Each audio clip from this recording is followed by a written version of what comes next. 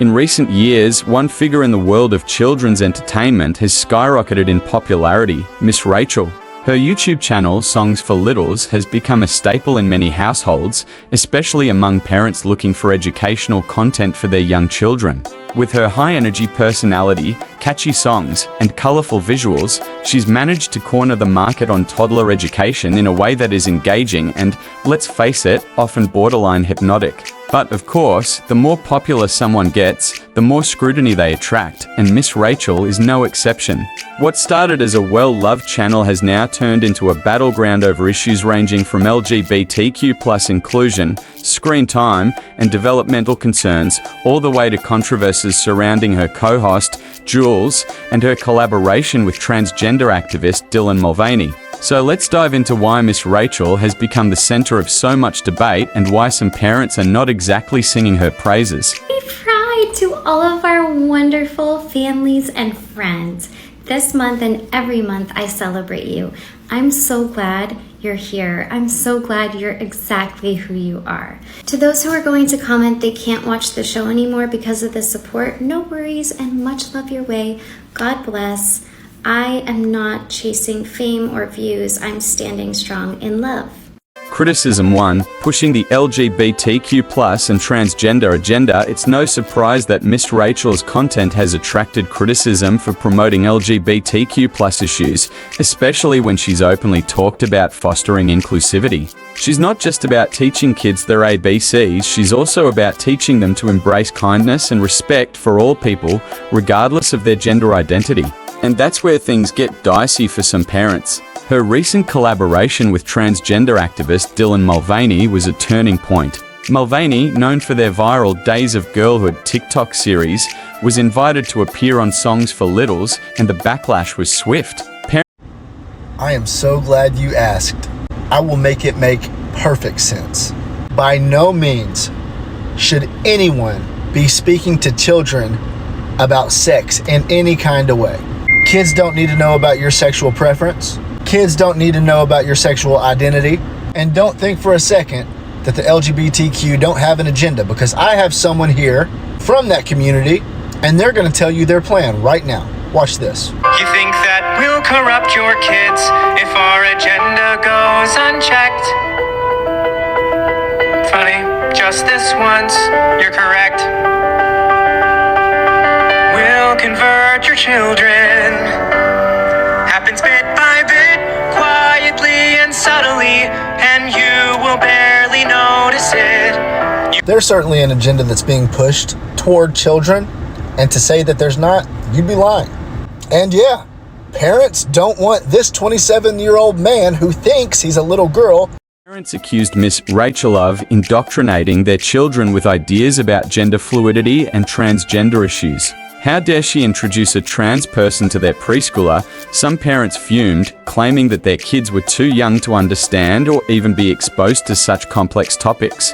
The situation reached a boiling point as more and more families voiced their anger, arguing that gender identity and LGBTQ+ themes were simply too advanced for toddlers.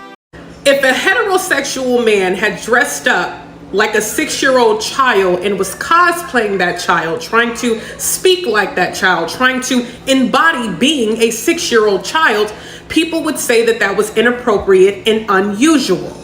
To take it a step further, people may suggest that that person may benefit from some mental health counseling. But because Dylan is a part of the LGBTQ community, she doesn't have to face the same questions that others would have to face. Now, Miss Rachel is wanting to bring Dylan on to her show, and I'm confused because I'm trying to understand, what does Dylan's brand, right?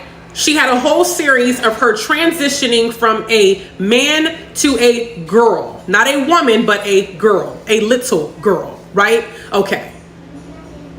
Miss Rachel's core fans or core audience are toddlers. After all, shouldn't the focus at this stage of development be on things like learning the alphabet, basic social skills, and, I don't know, not chewing on crayons? While Miss Rachel's defenders argue that teaching kids about diversity, inclusivity, and kindness is a noble cause, the controversy over Mulvaney's appearance highlights the deep divide over what should and shouldn't be included in children's media. For some parents, this wasn't about promoting kindness, it was about what they saw as an agenda they didn't want their children exposed to, especially at such a young age. Criticism too, agenda pushing and the over-politicization of children's content ties into the larger concern that Miss Rachel is pushing an agenda, not just teaching children basic concepts. Some parents argue that the world of children's content should remain neutral, focusing on simple lessons like shapes, colors, and good manners. But by integrating complex social issues like gender identity into a toddler's YouTube playlist, critics say Miss Rachel is turning what should be an educational space into a political one. The backlash from conservative parents is particularly loud. Many see Songs for Littles as the latest in a series of children's media platforms that are slowly and subtly pushing progressive values under the guise of education. The inclusion of gender identity issues, especially when paired with high-profile collaborations like the one with Mulvaney, feels to some parents like more of a political statement than an educational one.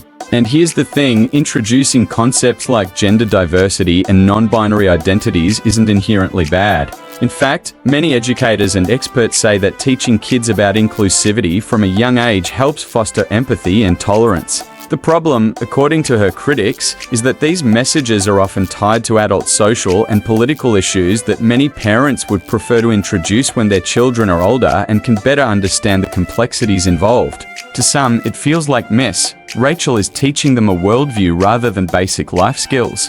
But wait, there's more. Criticism 3. Backlash over co-host Jules. Hey, it's Jules here. I'm officially 6 days away from my surgery. And to be honest, I'm feeling pretty nervous and a little scared today. It felt really real today. But a lot of you have been asking what's a way that you can support.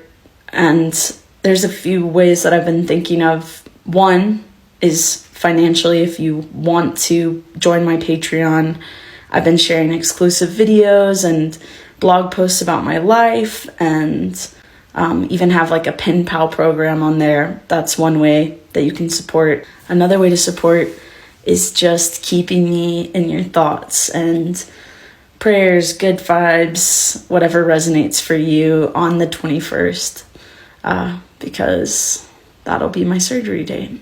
Before I go, I want to share with you a song that I wrote for a child today who has a lot of medical procedures ahead for them.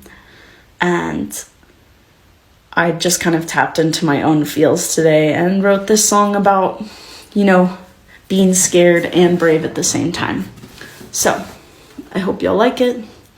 Feel free to play it for one of your littles before they go to the doctor or have something hard that they're about to move through.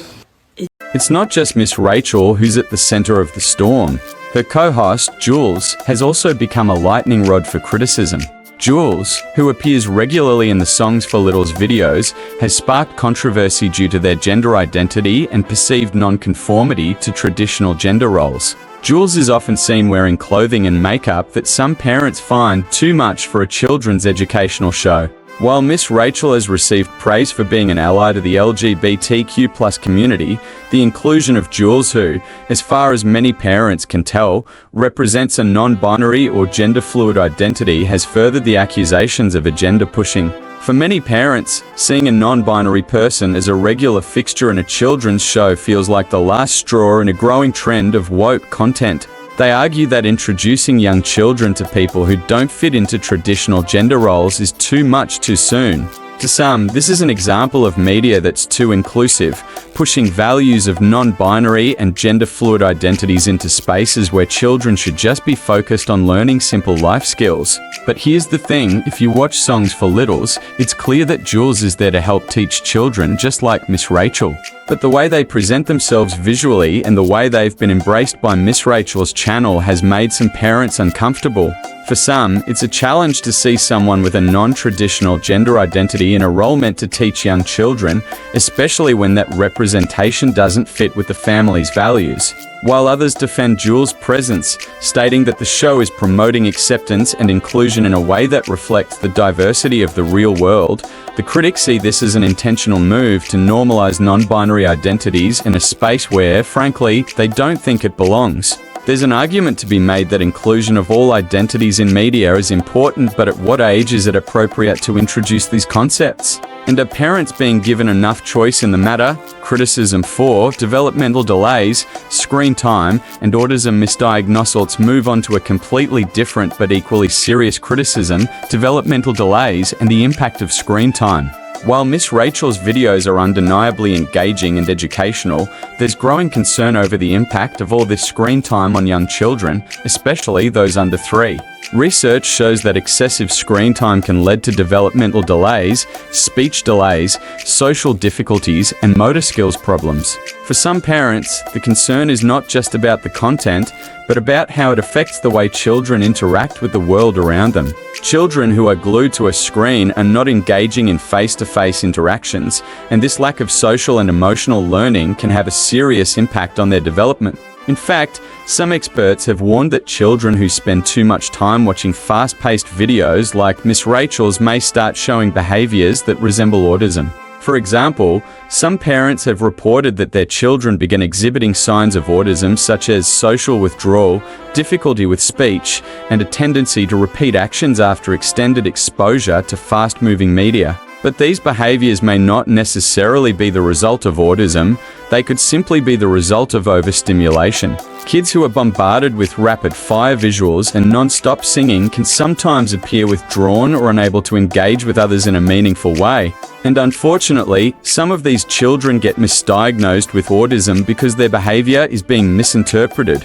Look, I'm not saying Miss Rachel is the cause of this, far from it. But there is a real concern that her videos, with their flashing lights and fast transitions, could be contributing to developmental delays in a way that some parents are not prepared for. If your child is spending hours on end in front of a screen, you might want to take a step back and assess whether the overstimulation is causing more harm than good. Conclusion: a controversial figure in children's media, so where does that leave us with Miss Rachel? She's a polarizing figure in children's media, no doubt. While her content is undeniably educational, the inclusion of LGBTQ+ themes, her collaboration with Mulvaney, and the presence of her non-binary co-host Jules have turned her from a beloved educator into a lightning rod for controversy. Some parents feel that Miss Rachel is simply promoting kindness, diversity, and inclusivity, which is great if you're on board with that. But for others, this kindness feels more like a political agenda, and that's where the tension lies. And when you throw in the growing concerns over the developmental impact of too much screen time, it's clear that Miss Rachel's channel is at the intersection of some pretty heated debates about what is appropriate for young children in today's world. At the end of the day, it's up to parents to decide whether Miss Rachel's content is the right choice for their kids. But for now, it looks like Miss Rachel's platform is only going to keep stirring the pot, especially as the conversation about kids' media continues to evolve. So, what do you think? Is Miss Rachel offering a valuable lesson in kindness and inclusivity, or is she pushing an agenda that's just too much for young children? Let me know your thoughts in the comments below, but please, let's keep it civil. After all, we're teaching our kids how to be kind, right? Thanks for watching, and as always, don't forget to like and subscribe, maybe take a break from the screen while you're at it.